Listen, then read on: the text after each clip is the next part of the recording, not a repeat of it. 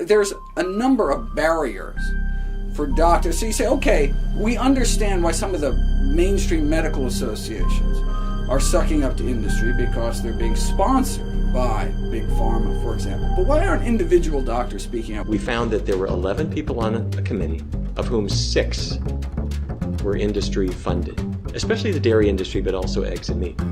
And so we filed a lawsuit against the USDA at that time, simply to say, hey, you're nice people, but you cannot be letting industry dictate what people eat. Big Food watched what happened to Big Tobacco, and they said that will never happen to us. And so far they're right. They have fought with every dollar, with every lobbyist, with every advertisement, with every lie they could possibly gather together to make sure that they didn't follow in the footsteps of Big Tobacco. That's what Big Food has done.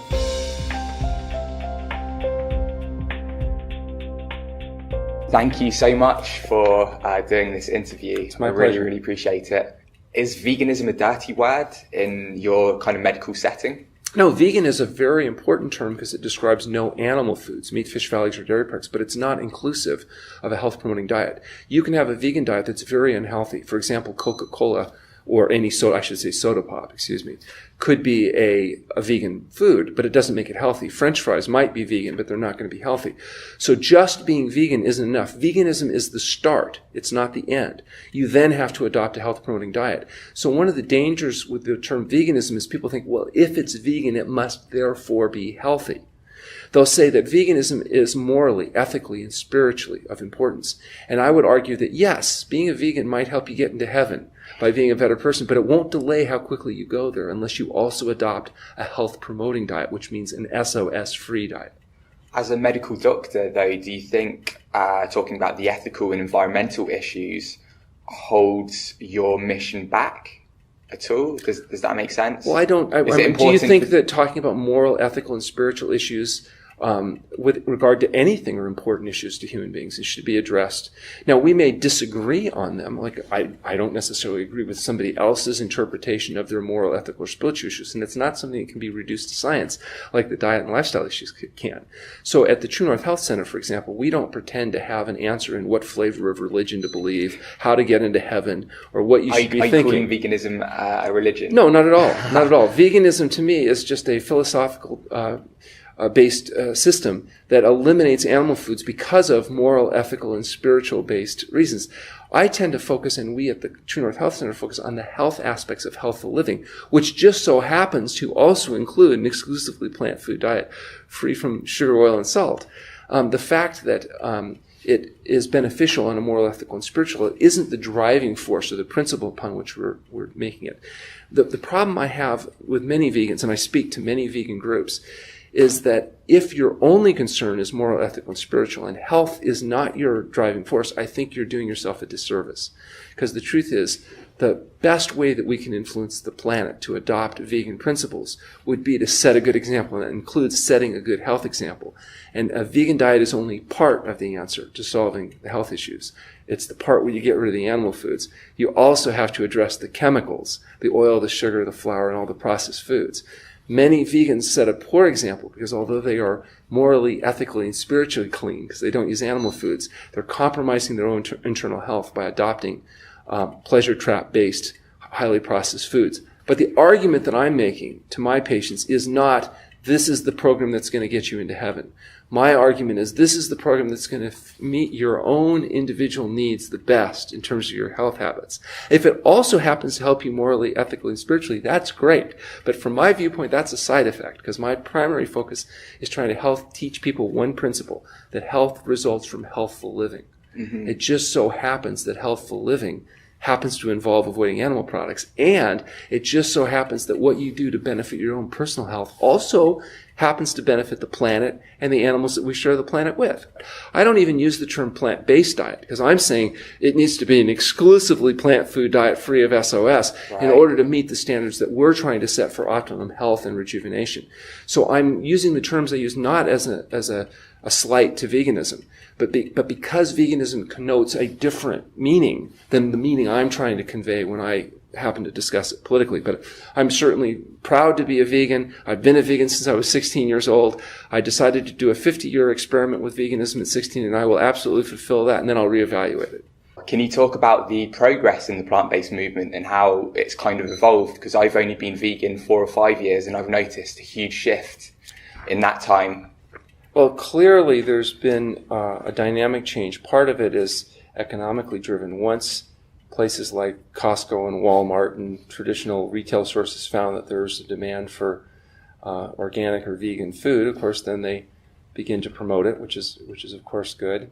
There's been the people in the movement that are familiar with particularly vegan nutrition have gained notoriety. So you have people like Neil Bernard and John McDougall and Dean Ornish, people like that. They're Joel Furman. They're getting massive media exposure, and therefore being able to get that message out in a way that maybe wasn't possible before.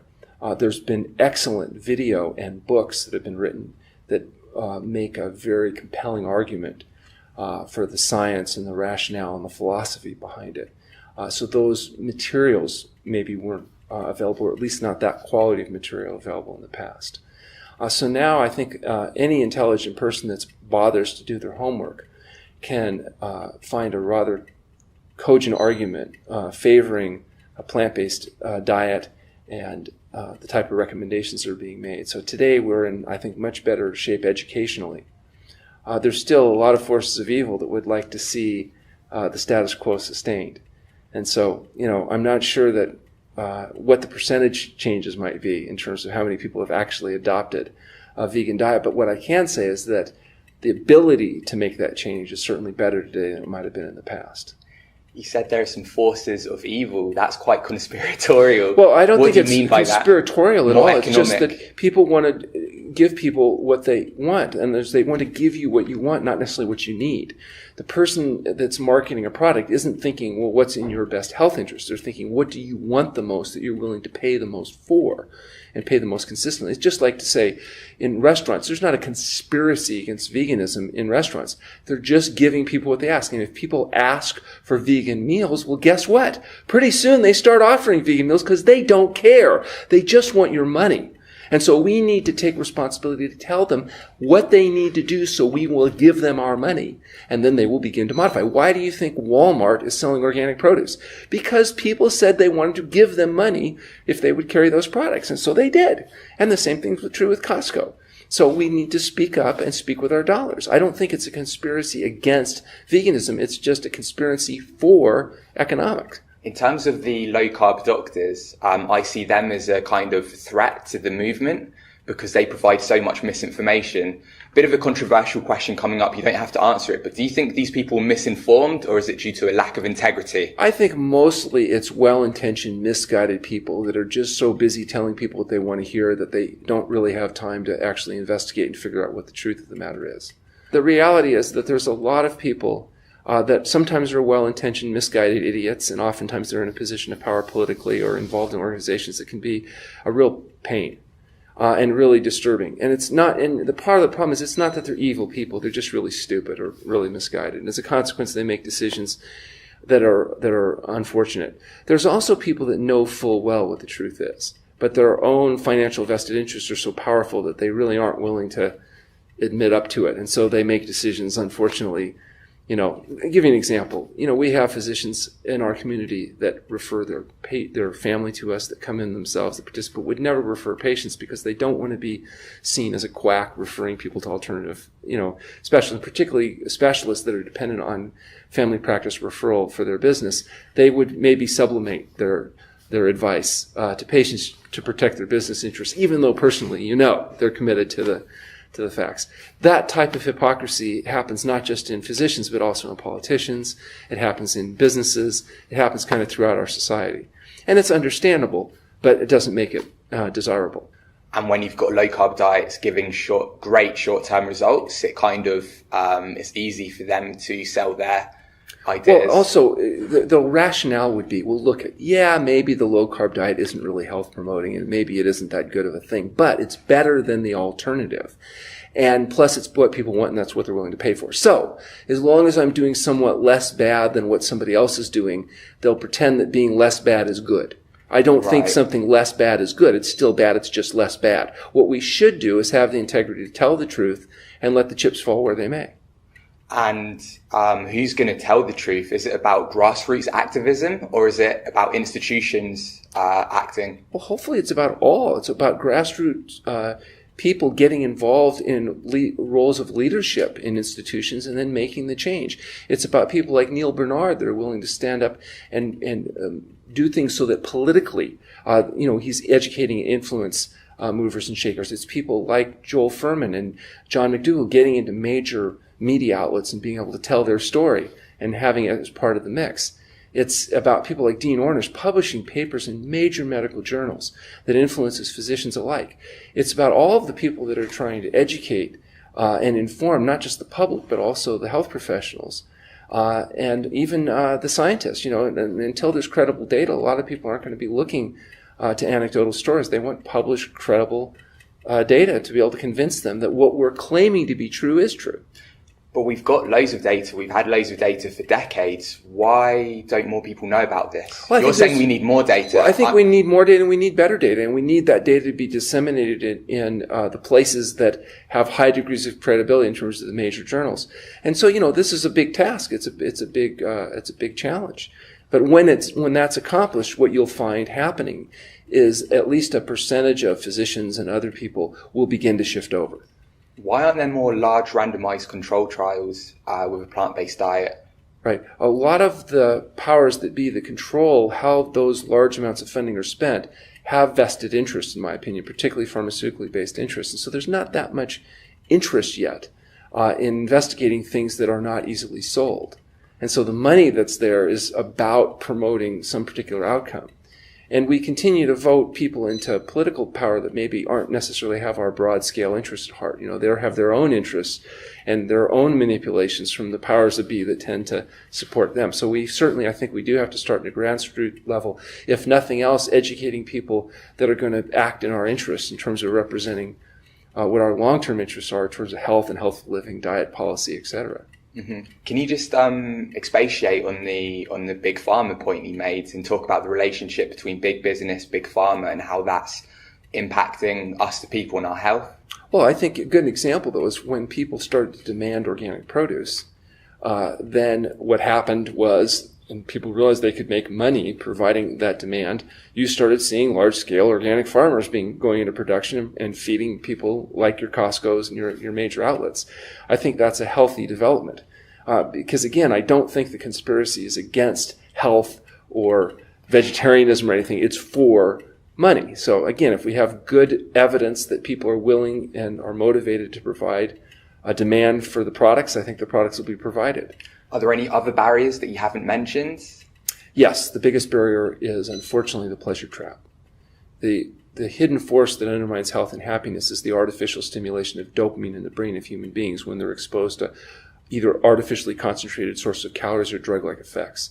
So people are literally addicted to the artificial stimulation of this pleasure neurochemistry in their brain. And as a consequence, when they stop taking drugs or drinking alcohol or stop smoking or stop using coffee or stop eating sugar, oil, and salt, they go through a withdrawal effect that's very uncomfortable. The healthiest diet for the vast majority of people is an exclusively plant food diet that eliminates sugar, including refined carbohydrates, oil, and salt, that's derived exclusively from whole fruit, vegetables, grains, legumes, nuts, and seeds.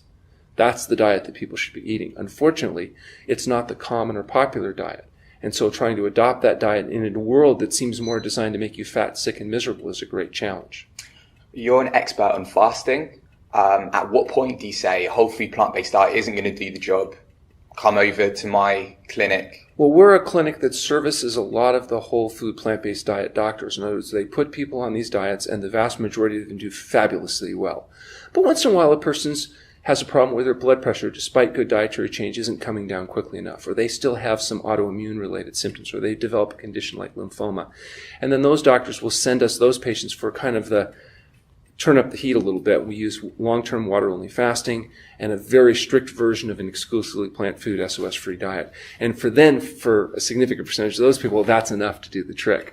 Not everybody necessarily has to do all of those things in order to stay well. But we believe that at least for the people that a plant food diet alone isn't enough, that's a good option. Or for people that are really interested in maximizing the rejuvenative effects that are potential, reversing the aging processes, trying to maximize this may be that extra little niche that can be of help to them.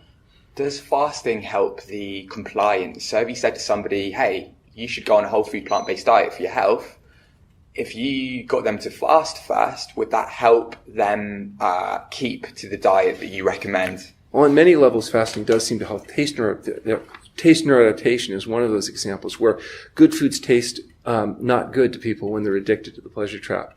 And if you take salt, for example, it takes about 30 days on a low-salt diet for people on average to neuroadapt to a low-salt diet. But on fasting, it happens very quickly.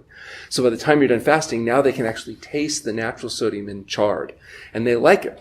Whereas before, it doesn't have much taste. They've got such a perverted palate that they can't really enjoy the subtle but very wonderful flavors of whole natural foods. After fasting, most people experience whole natural foods as being very delightful. Now, if they go back to the artificial stimulation of the drug-like chemicals added to their food, eventually they'll get addicted again and lose their desire. In fact, it's one of the ways you can tell if a person needs to fast. If good foods don't taste good to them, they may need to fast.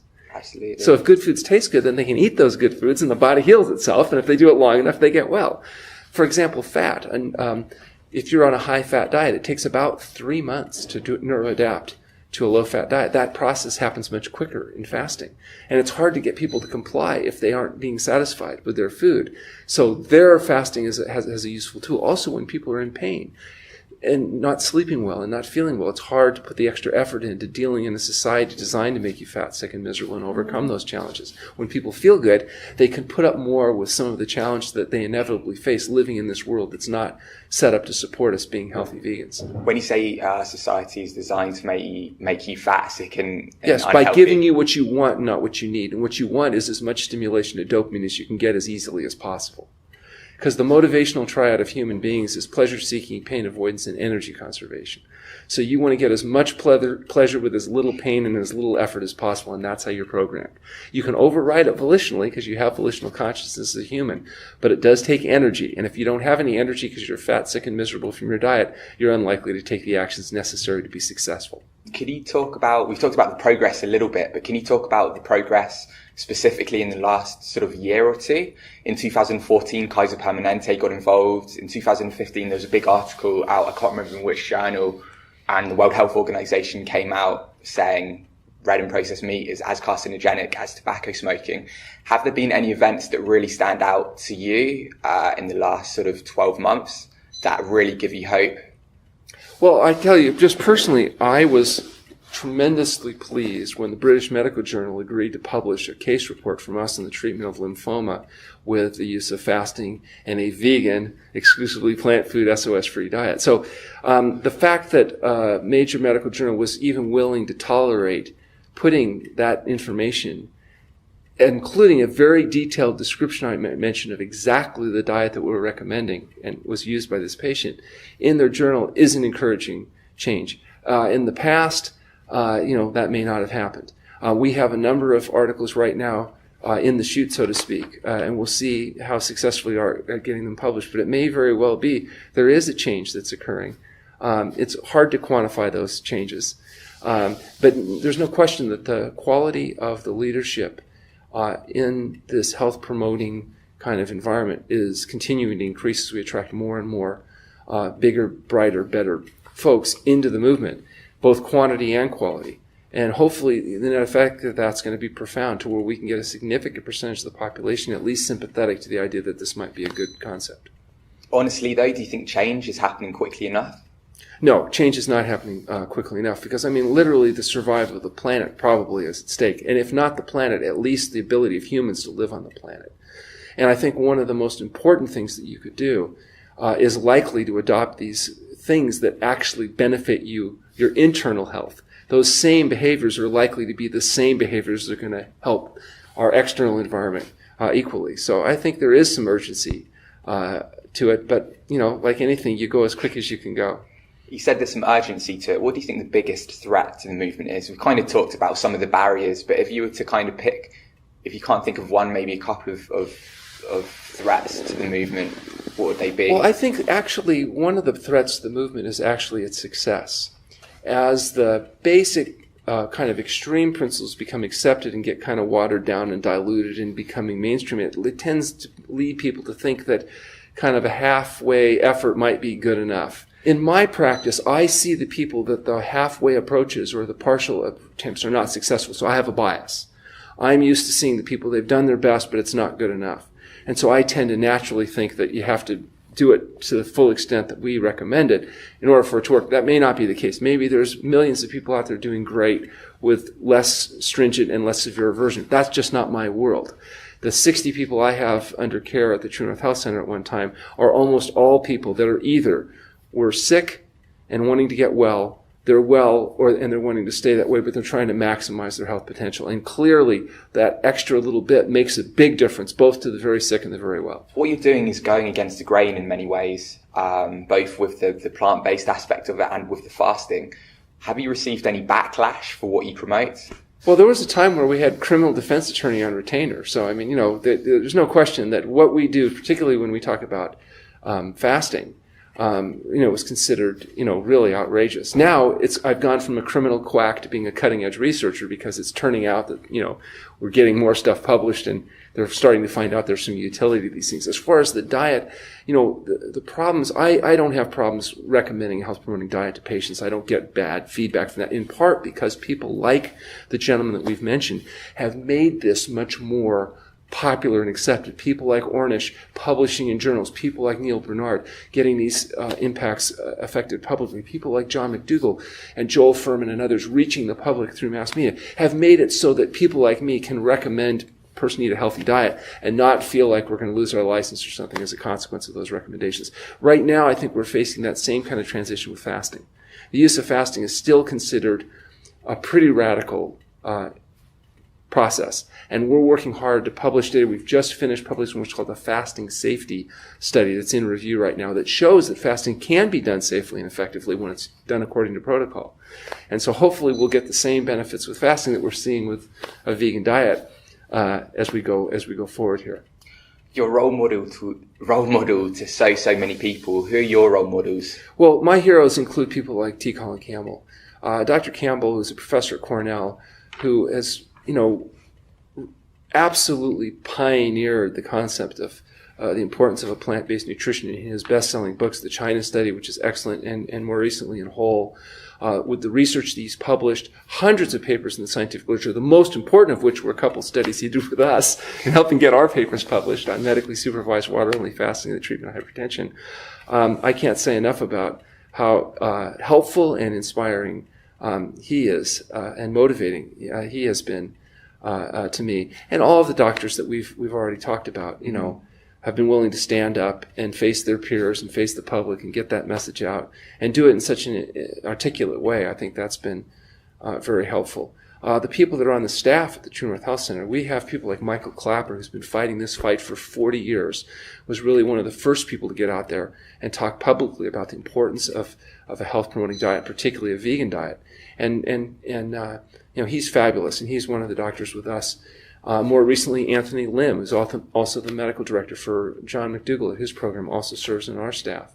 Tasha Myers, who's the director of research at the Treatment of Health Center, who's a hardcore conventional scientist who stepped up and certainly probably crushed any career she might have in conventional research, but is working for us and doing a fabulous job at helping us get papers published. There's so many people that are doing a good job now at really getting the word out.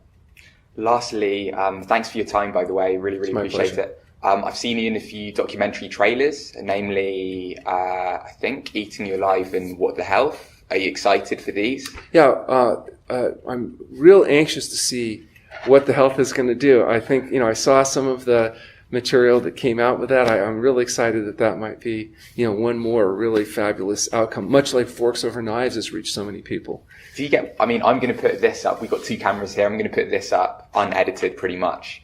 Do you ever get worried about how they're going to edit it? Because I presume they interview you for like over an hour and they probably only take a few seconds. I think, however they do it, I think it's a good thing. I always try to say what I believe and believe what I say. And so however they want to manipulate it around, I think if their intention is to tell the truth, it's going to be fine. Sure. If people want to make you say things that don't reflect what you believe, I'm sure it's possible to do that nowadays.